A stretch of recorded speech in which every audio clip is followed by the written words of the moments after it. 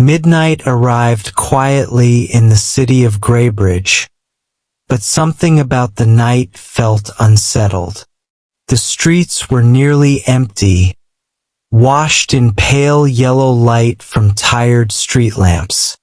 Rain clung to the pavement, turning the road into a mirror that reflected broken images of passing clouds. Inside apartment 4B, Daniel Moore sat alone on his couch, his phone glowing faintly in the darkness. He scrolled through old messages, rereading conversations that no longer felt safe. The ticking wall clock was the only sound in the room, growing louder with every passing second. Daniel had always been careful, quiet, invisible. Neighbors described him as polite but distant, someone who smiled briefly and disappeared behind his door. That night, however, his calm routine was breaking apart. At exactly 12:17 a.m., a sharp noise echoed through the building. A door slamming with force, followed by hurried footsteps pounding down the stairwell. A few residents paused, unsure if what they heard was real, before convincing themselves it was nothing. By morning, Greybridge awoke to chaos. Police vehicles crowded the street, lights flashing red and blue against the gray walls. Officers moved in and out of the building with solemn expressions. Inside apartment 4B, Daniel Moore lay lifeless. There were no signs of forced entry. No overturned furniture. No visible weapon. The apartment looked untouched, frozen in time, except for one crucial detail. Daniel's phone was gone. Detective Lena Cross stood at the doorway, scanning the room slowly. Her instincts told her this wasn't random violence. Someone had been invited in. Someone Daniel trusted.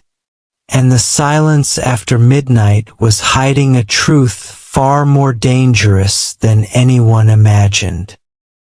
As daylight crept into Greybridge, the investigation uncovered cracks in Daniel Moore's carefully guarded life. Detective Cross interviewed neighbors one by one. Most said the same thing. Daniel kept to himself. No visitors.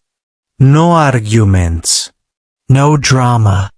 Yet security footage from a nearby convenience store told a very different story. Just hours before his death, Daniel was seen standing outside his building, locked in a tense argument with a hooded figure. Their body language was sharp, aggressive, and filled with urgency. Inside Daniel's apartment, detectives found something even more unsettling.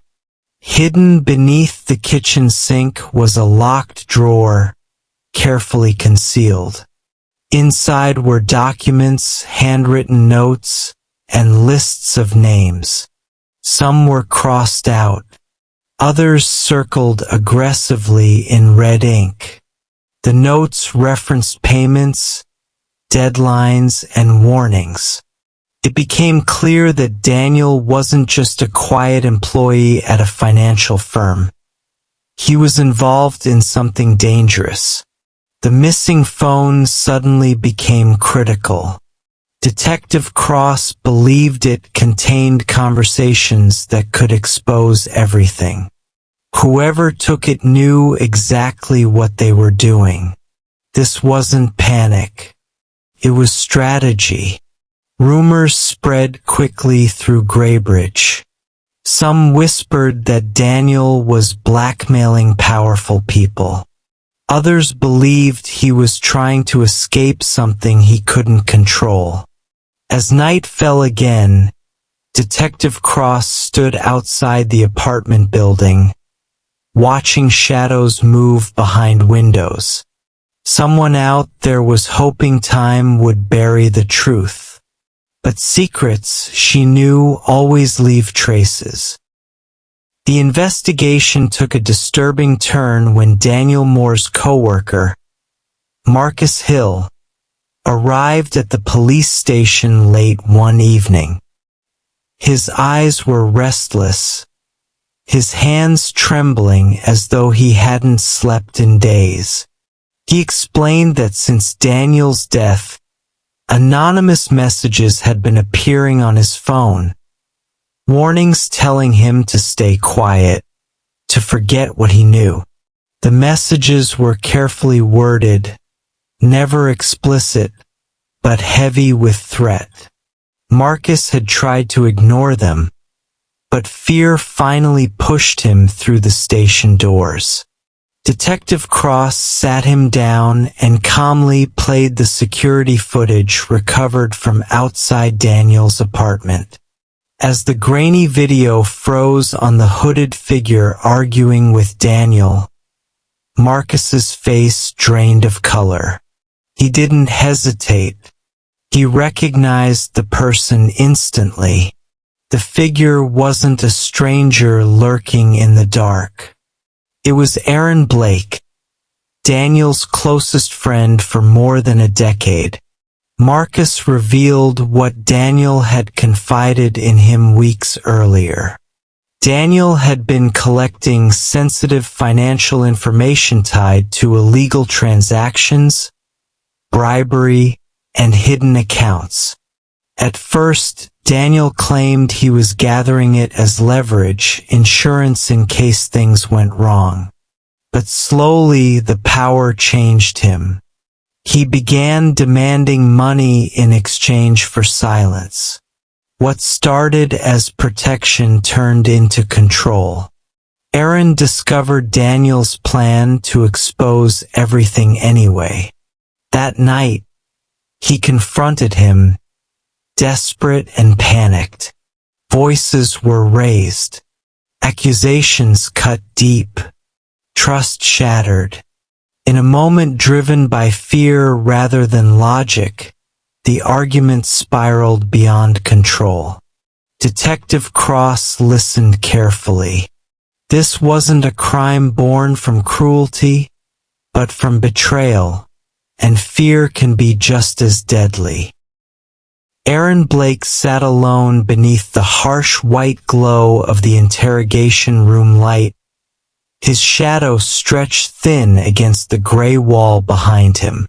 The room was cold, silent, and stripped of comfort, designed to leave nothing between a man and his thoughts. His hands rested on the metal table, trembling despite his effort to keep them still. Hours earlier, Aaron had convinced himself that silence would protect him. Now silence was crushing him. Detective Lena Cross entered the room without urgency. She had learned long ago that pressure didn't always come from raised voices. Sometimes truth surfaced best in stillness.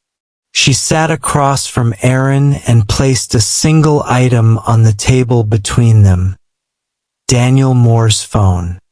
Its cracked screen reflected the overhead light, an ordinary object carrying extraordinary weight. Aaron's composure collapsed instantly. His shoulders sagged, his breathing grew uneven, and tears spilled before he could stop them. Words followed in broken fragments. He spoke of years of friendship, of secrets shared late at night, and of the fear that grew when Daniel began losing control. Aaron explained how the threat started, how Daniel insisted exposure was inevitable, and how panic consumed him during their confrontation. He admitted that he never intended for Daniel to die. He only wanted the argument to end, the pressure to stop. But fear blurred judgment, and one irreversible moment changed everything. Afterward, he took the phone, knowing it contained messages, recordings, and proof that could destroy multiple lives. He ran into the rain-soaked darkness, believing distance could erase guilt. Detective Cross recorded every word, her expression steady but her heart heavy. This confession wasn't loud or dramatic. It was slow, painful, and final. As officers led Aaron away, she knew justice had been served, but at a cost that could never be undone. The arrest sent a slow but powerful shockwave through the city of Graybridge. News outlets repeated Daniel Moore's name in heavy headlines, and the story spread from television screens to whispered conversations in cafes, offices, and quiet apartment hallways. People who had never met Daniel felt unsettled, as though the crime had happened closer to home than they wanted to admit. The idea that a long friendship could end in tragedy left many questioning how well anyone truly knows another person. Detective Lena Cross returned to Daniel's apartment one final time. The space was empty now, stripped of evidence and furniture, but it still felt occupied by memories. Her footsteps echoed softly as she moved from room to room, pausing where Daniel's couch once sat, where his clock once ticked steadily through the night.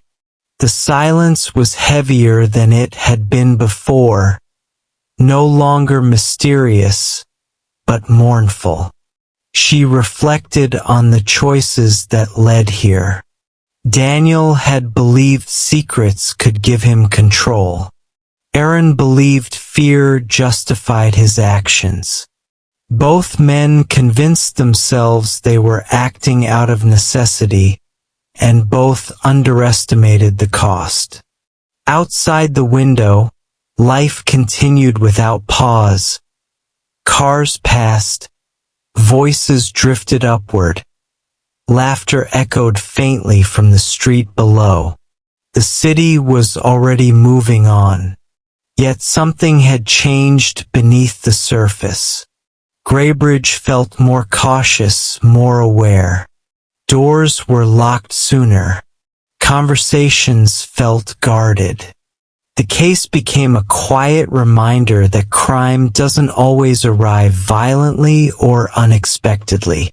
Sometimes it grows slowly between people who trust each other, fed by silence, pressure, and the belief that the truth can be contained. Months passed, and on the surface, Graybridge appeared to return to normal. Traffic filled the streets again. Shops opened early. Conversations shifted to new topics, new concerns. But beneath the routine, the memory of what happened after midnight never truly disappeared. For those connected to the case, the silence it left behind still echoed. Detective Lena Cross often found herself revisiting the file long after it had been closed. Late at night, when the station grew quiet, she reread transcripts and notes, not searching for mistakes, but for understanding. She thought about how quickly fear had replaced reason, how a single confrontation had rewritten multiple lives forever. Experience had taught her that most crimes weren't born from pure evil, but from moments when people believed they had no other choice. Daniel Moore's story became a quiet warning, passed from one person to another without headlines or urgency. It reminded people that secrets don't stay buried, and that silence is never harmless. One decision made under pressure can undo years of trust. One moment can ripple outward, touching people who were never meant to be involved.